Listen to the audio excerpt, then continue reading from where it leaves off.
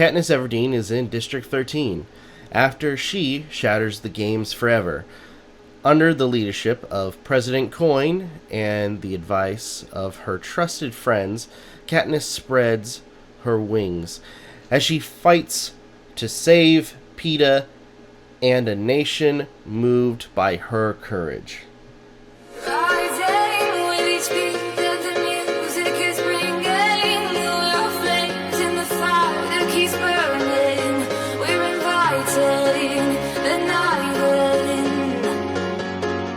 Now, I'm going to say this. First off, welcome to another episode of the NOVAKORP audio podcast from us at Novakast. This is Rob here. And I want to say, initially, we were going to take a break and talk about Demon Hunters, but kind of timing was not the best. But I initially did say we were going to talk about the Mockingjay next, so we're going to talk about Mockingjay. Now, I'm going to say this. I'm going to focus on both part 1 and 2. Because, honestly, I'm not going to do the same thing that Hollywood did and basically break something down into 2 parts. That's unfair to you guys. It's just better to do it this way, where I'm focusing on both parts at the same time. But before we get to the Mockingjay, let's go over and talk about some random stuff. First off, at the time that I am recording this, apparently Ozzy Osbourne, from Black Sabbath, had passed away, which I'm gonna say that was shocking to hear. I did hear that he had his last show prior to us recording this, and I guess for a lot of people noticing that he wasn't doing so well, and according to the reports that I've been able to see, again, at the time, it doesn't seem like a lot of people had any idea of what caused his death, though some have also speculated that let's be honest here, and not to like defame the man or anything, but in terms of his rock star life as well as old age, a lot of people have speculated that it was that time. I mean, with his rock style life as well as old age, just everything kind of fell into place. But overall, he was apparently, this was a quote from his family, where he was surrounded by love, which, good for him. A legend of rock. He will be missed. He's been in a lot of, great music, video games. Dude, I think the funniest, for me anyways, the funniest, cameo from him was literally from Brutal Legend. Love the game or hate it, however you think about it. I personally thought it was entertaining, especially where you have him as a cameo character, talking about kind of integrating himself in the lore of this game. Again, love the game or hate it. It was a cool little addition for everyone. Another piece of apparently news that I came across, and I was seeing a lot of, or at least a lot of people talking about, was the fact that several, or at least it started off with one VTuber basically mentioning that she was leaving the company that they were going through to do their VTubing.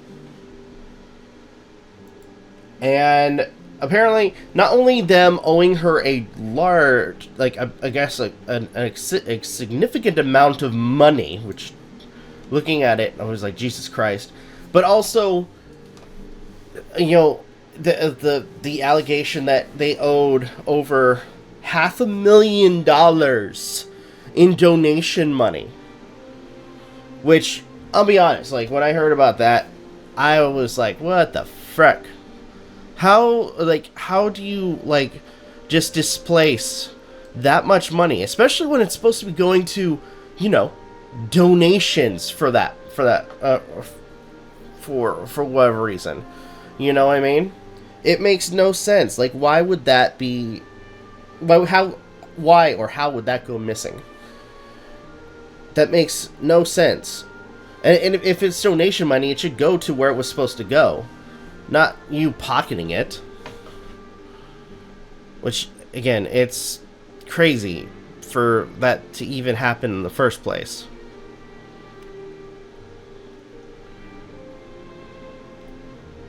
But overall, it just, again, just... I don't know, like, how would you even freaking... Good lord.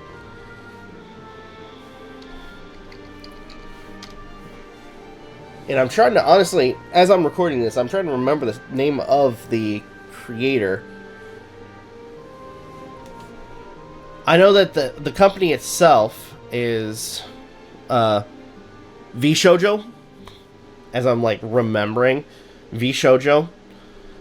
And I believe the VTuber's name was Iron Mouse. Yeah, VTuber Iron Mouse, because she's leaving VShojo. So, again, crazy and just kind of not ridiculous, but just like mind-boggling how, again, a company got away with that, or at least almost got away with that. Makes no sense whatsoever. So that's like what news I have for this episode. Again, it may not be like as like some of the things I heard, like may not be at the same time as when it came out, but you know, it's still nice to talk about it every once in a while. But because again, at the time, it's like, what the frick is going on with people today? In fact, as I'm kind of padding out the time a little bit, I want to say, give you guys a little bit of a story about my chickens, and honestly, as I kind of pointed out or kind of mentioned to my wife, and she had a little bit of a chuckle. They are not as dumb as they make you think they are. I'm just going to say that. My chickens are the ones that my wife and I bought. They're not dumb. I mean, they are. But they are not as dumb as they make you believe. First off, I should mention that a while back, when they were still developing, we bought them a pen. We had plans to build a bigger pen, like a coop, for them to move around, especially at night.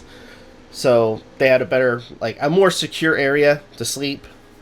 When the coop was built, we took the pen that we bought, connected it to the coop, so they have a spot for nighttime, and then they have a spot for daytime to roam around, you know, get food, drink food and water, and then, you know, again, when they're feeling like it, go back in the coop and then be there to cool down. But anyways, so prior to getting the coop fully put together, we had a couple instances where somehow, some way, the chickens were literally getting out. Now, I want to point out that this little coop, it's a metal frame with like chicken wire wrapped around it. So there's chicken wire all over each side of this little coop or pen. And on two sides of it, there's a gate on like two sides of this pen. So it's like, what the frick? So we were wondering how they were getting out. And I'm willing to say, granted, part of it was probably because the gate itself, the gates for this pen, were not great. I had planned to zip tie some of them, but overall, it's just a pain in the ass. So, eventually, just to be safe, I went and put a piece of wood to block the entry, because we still had to get in and out so we can, you know, fill their water as well as, you know, add more food to their feeder.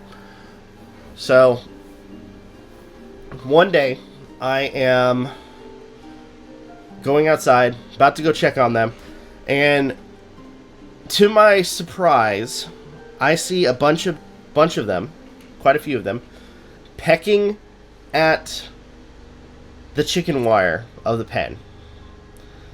And not only that, but several of them basically bundling up together and trying to push their way, because at this point they know where the gates are, put all their weight onto the gate, trying to get it to open. I told my wife this, and she even witnessed it. This was utterly hilarious. And again, it goes to show that the chickens are a lot smarter than I thought they were. These things actually had it in their minds, since they've done it before, had it in their minds to try to open the gate.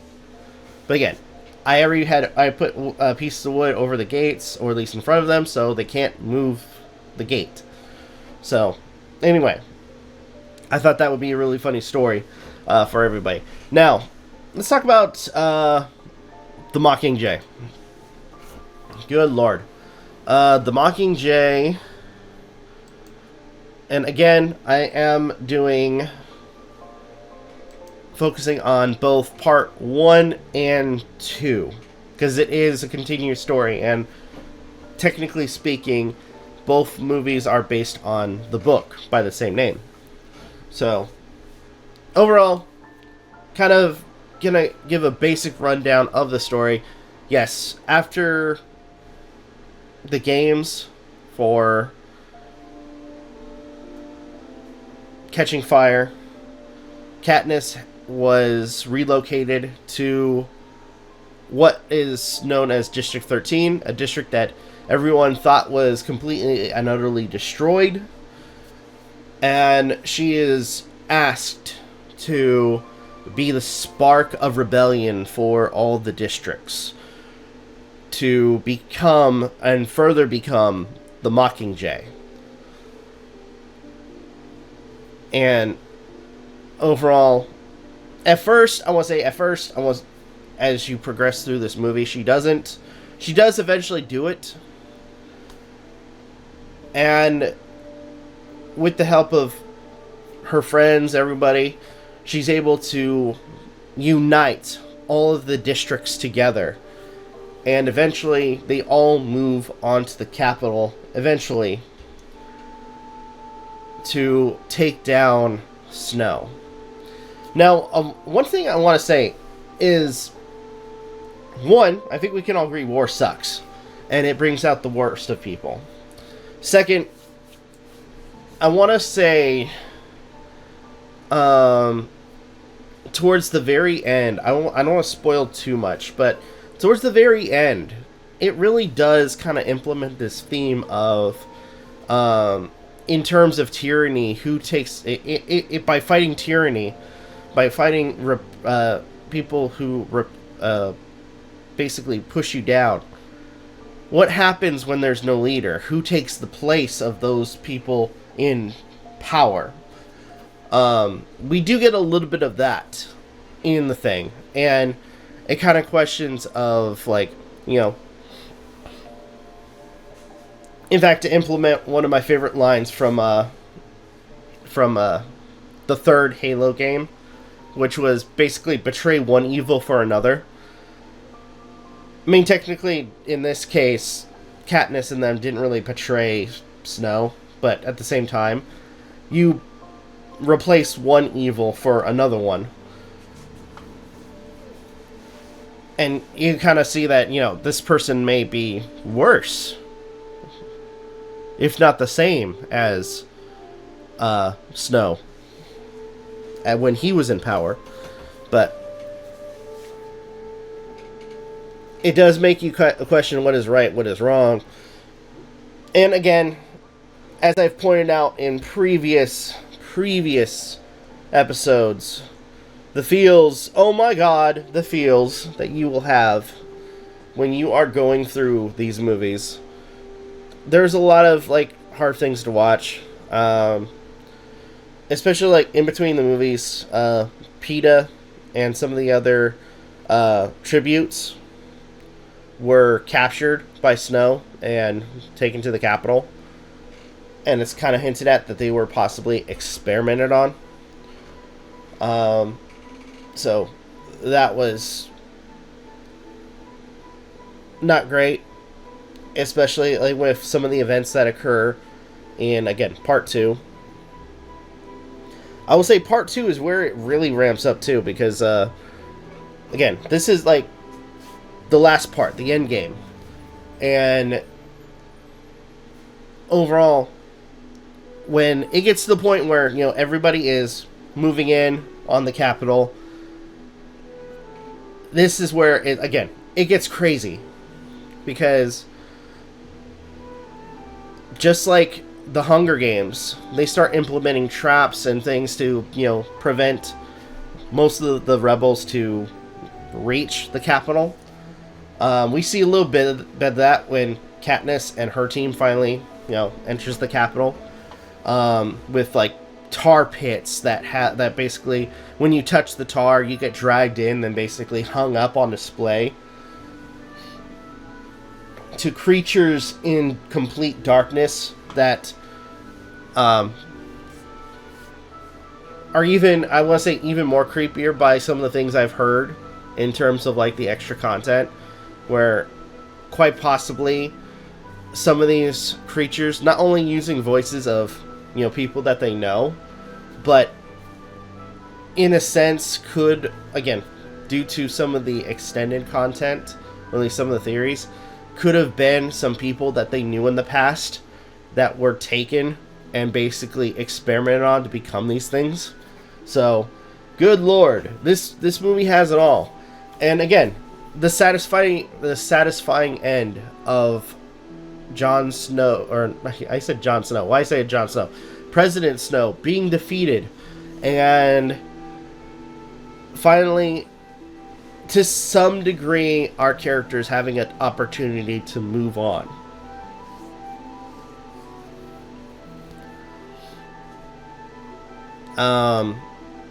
This movie, again, these two movies were an emotional roller coaster, because overall, with a lot of these characters, you feel for their plight. They give you like reason to like and care and want to, in a sense, follow these characters and what they're going through.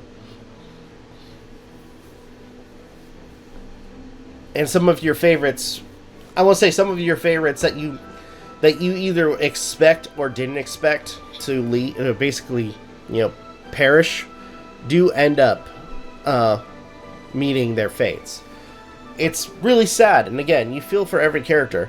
They didn't have to go so far initially. I mean, they did, but overall, they give you just enough for each character to sympathize with them, to show empathy to each character to one degree or another. So, yeah, with this, I'm gonna say this. With both of them, I am going to, and I'm gonna say this, before I forget.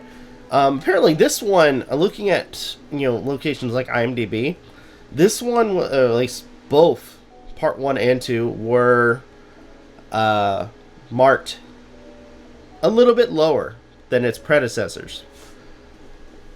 And I was kind of curious about that. Like, why would they mark it down? Everybody enjoyed the first and second one.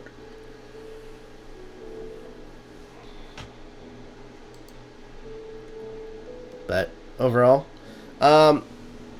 honestly, I want to just for the fact that I would like people to check this out on their own, especially for those who have never watched any of the Hunger Games films. I personally want to give this a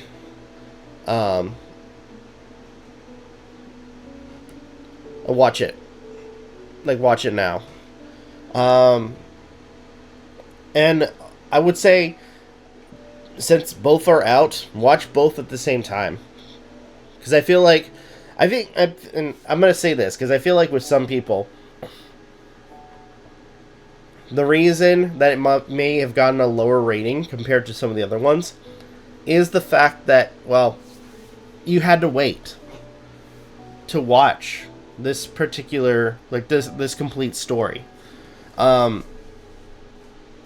It's kind of a sad and kind of upsetting trend that I've noticed with a lot of franchises that were based on books, that, like, towards, like, the last book, they will do the season, or, like, not season, but do the next movie, or the final movie of the series, or the final book, into 2 parts, or 3 parts, or whatever. It makes no sense whatsoever. So, at the very least, they could have done it in one film, but made it longer. I mean, hell, we had the one Justice League movie that was like, what, 4 hours long? At the very least, with, like, Lord of the Rings, they knew what was important in the movie and kept it in, but at the same time made an edited version for a longer movie for, you know, the audience that would want it. So with a lot of these, again, a couple of these franchises where the last book is broken down to 2 movies, it's not necessary. I'm sure they could have figured it out to have both movies as one movie. But anyway, like I said, I'm going to give this a watch it now. Do it now. And overall, you know, it was a lot of fun. So, next time, I think, depending on, I want to say, depending on if I can get the crew to discuss it, I am thinking about, I want to do, or at least talk about K-pop Demon Hunter next time.